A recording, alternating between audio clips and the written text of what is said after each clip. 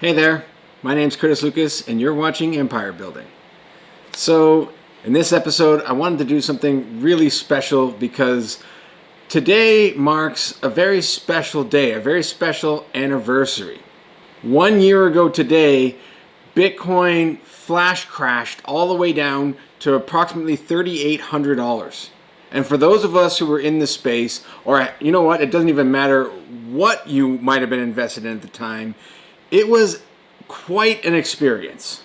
And even if you weren't invested in anything at all, no doubt you're going to recall exactly what that period of time felt like. I can remember watching the Bitcoin chart, as I often do, especially in a moment like that. And while I never had any real inkling to sell, I couldn't help but feel, where's this going to end? So I thought I'd take you all back there because I think there's a lesson to be learned here and something I'd like to share, because the general movement of the stock market today, especially in these blockchain stocks, does seem to have a pretty significant impact on the mindset of the average investor. So I thought that reliving that experience through my eyes might provide even more perspective, so that the next time you think the world is coming to an end, maybe it's not as bad as you think, and maybe if you just hold tight, there's a good chance things might actually go your way. But first, Empire Building is pleased to be able to offer viewers of this channel sign-up bonuses for opening a brand new account with WeBull. Just click the link in the description below and start the process to open your account with WeBull, and you'll receive 2 free stocks. One valued at up to $250 for opening your account, and the second valued at up to $1,600 after you fund your account with $100 or more.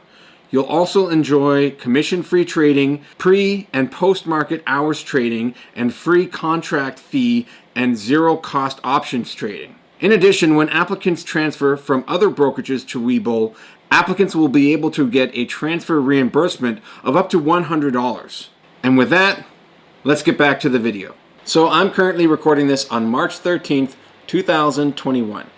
Going back 365 days to March 13th, 2020, this is what we saw. On what we just witnessed today. That was brutal. Obviously brutal. I mean, the markets rushed toward a place to say we have to start handicapping the probabilities of a recession in this country. Again, we want to review. I know we're all become scholars of circuit breakers in the last week or so. Although for how much longer, I don't know, because I suspect that we're, not anywhere near the lows.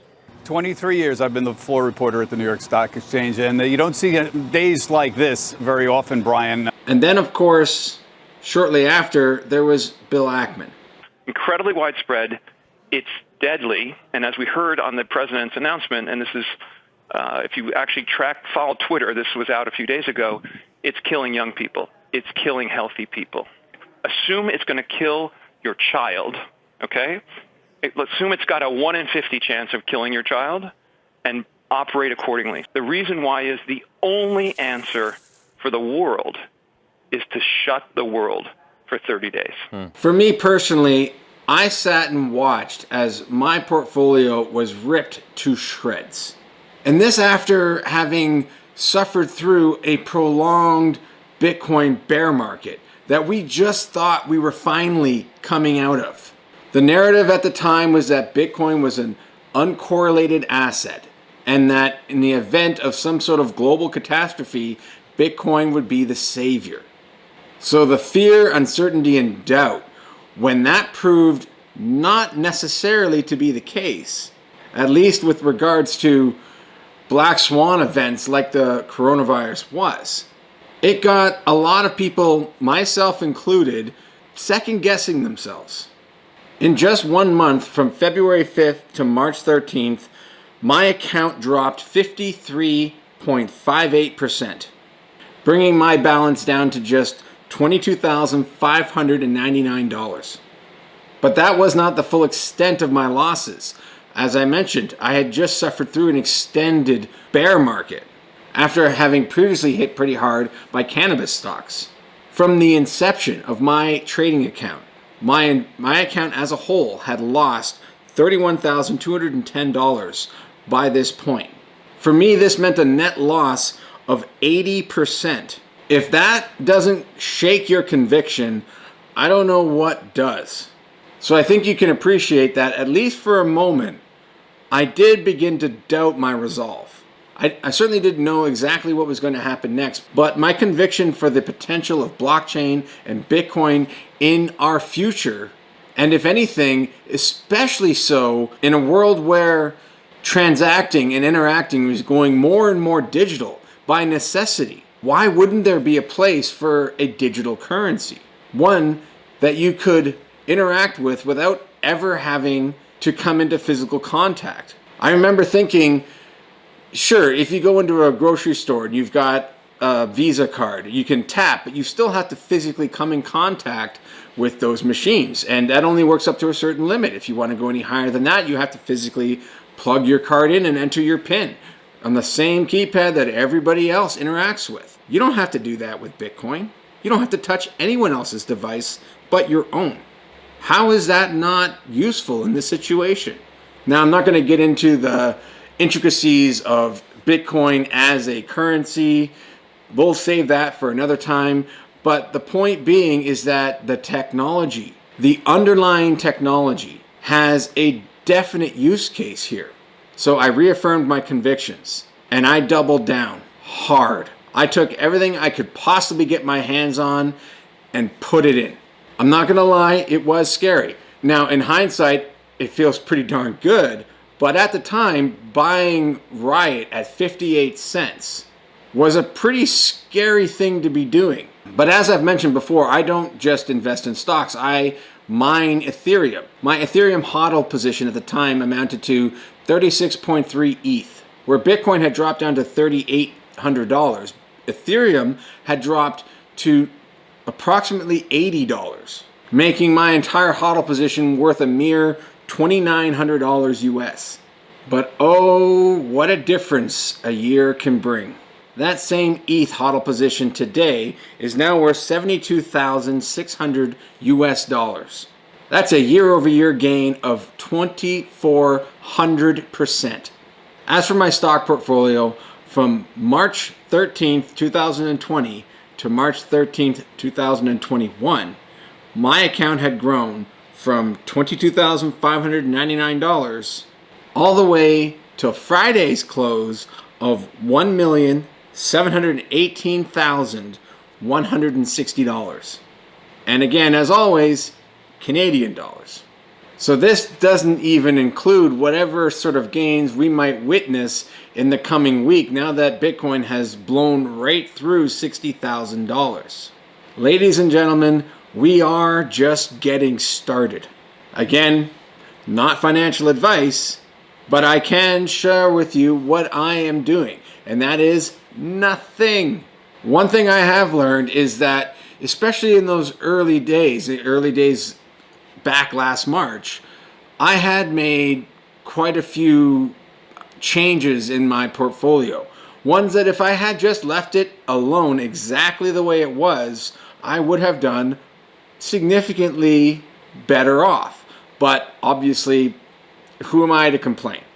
But if there is one thing I could go back and change, it would be that, to just put it in and leave it the heck alone. And that doesn't even account for some of the amount that I actually had pulled out to help reinvest into this channel and some other things. But dollar over dollar, that equates to a 7,002% gain in 1 year. Investing in mining stocks. But this isn't the only area that I invest in. I also own real estate. Obviously, that doesn't appreciate nearly as much, but it does hold its value quite well. And in my opinion, real estate is something that I want to continue to grow so that it provides me with an anchor. I like assets that also cash flow. Bitcoin is great, and you can get it to cash flow by lending it out and receiving that return. This is what HIVE is currently doing. But real estate, of course, as most of you probably know, you can borrow against it while still having it cash flow, which is something you can't do with Bitcoin, at least Not yet. Maybe it might be possible to do something like that in the future, but as of now, I'm not really sure how that might work. However, Ethereum just might be able to pull that off. You see, I haven't talked about this in this channel up until now, but I mine Ethereum. I started mining Ethereum because I knew that Ethereum would be moving from proof of work, which is what Bitcoin and Ethereum are currently utilizing to secure their blockchains. That is mining. But Ethereum has been long planned to switch from proof of work to proof of stake. And in this new system, mining will go away. So my goal from the beginning was to build a mining rig, learn how it works, mine the coin, and then use that coin and stake it by running my own validator node and take that in as long-term income. In order to run an Ethereum validator node, you require 32 ETH, which, as I mentioned previously, my HODL position had grown to 36.3 ETH. So when December 1st rolled around and Ethereum launched the beacon chain for the validators, I did my research, I gained the knowledge required to understand how to set one of these things up, and I deposited my 32 ETH into my validator, and it's been running ever since the Genesis block of the beacon chain on December 1st. Since that time, that validator has earned just over 1 full ETH, with an overall gain of just about 12%. Now, that may not sound like much, but that's measured in ETH. And even if it wasn't, whose bank account can pay them 12% by simply depositing their money? I know I've never heard of one. But of course, the beauty is that percentage gain is measured in ETH. When measured in fiat, and I'm going to use US dollars here, on December 1st, the day I launched my validator on the beacon chain, that 32 ETH locked up in that validator was worth 19,360 US dollars. Today, with Ethereum close to 2,000, by the time you view this video, I'm sure it'll be at or maybe even above $2,000. But we'll use 2,000 just for the sake of math, nice round numbers. There's now 33 ETH locked up in that validator, worth $66,000. Now that's a gain of $46,640, or a 240% gain. I realize that many people might view me as being overly aggressive or overly bullish, maybe even irresponsible. But the difference between me and most people who invest in this is I've done my homework. I haven't just read articles or books and watched YouTube videos. I've done the work. I've set up mining rigs. I've been mining for years. I dug in to understand how to set up an actual Ethereum node, how to run a validator. I've been an active participant in this blockchain ecosystem, not just as a user, but as a validator, as a miner. There's very little in this space that I haven't been directly exposed to, short of maybe being a developer. Now, I'm not much of a coder, so that's probably not going to change too much. But the point is, I've immersed myself in this space. And in doing so, that's where I'm able to derive this level of conviction. This is where the diamond hands come from. But I also realize that at some point, we're going to top up. I mean, I'd like to believe that the cyclical nature of Bitcoin and blockchain is a thing of the past. I really don't think it is. I think we're probably headed for one of the largest ones that have ever been seen. It's, I think, going to catch a lot of people off guard, and it's going to be one hell of a ride. And unfortunately, yeah, a lot of people are going to lose a lot of money. I don't expect that I'm necessarily going to time the top, and I'm really not trying to. In my mind, I'm simply looking at this as an opportunity to accelerate the growth of my own empire. And along the way, I'm going to learn as much as I possibly can. And I take solace in the fact that, yeah, I was an early adopter. I moved aggressively when it mattered the most. Not everyone has that advantage, but I do think that with a long enough outlook and with a responsible cost averaging strategy, that it truly is foolproof, even if you do have to suffer through an 80% correction, as I had to. On the other side of that, you will be just fine, but it will require that level of conviction. But I'm not gonna lie to you, it's no damn fun. So it's not unreasonable if you're an early investor or a first-time investor, especially if in the short term that money could also be utilized to accelerate your own ambitions. Don't be afraid to take those profits, no matter what anybody tells you. Even if you do see the price run away from you, if you've been able to build up a position that will change your life, and as always, I'm not talking about Lambos. Don't be afraid to seize that opportunity. That doesn't mean you have to cut and run away for good. I would recommend you always pay very close attention to, despite any other ventures you choose to embark on. This will still be here. And I suspect mining, for me personally, as an individual miner, not just a mining stock investor, that mining will always form a portion of my empire. I suspect so long as I'm able to do it economically, I think that supporting the Bitcoin network is a very good thing to do and help contribute to its decentralization. I would say Ethereum, but like I mentioned before, Ethereum will only be able to mine for a year, maybe 2 tops, but all the same, I will still be contributing to validations through my validators.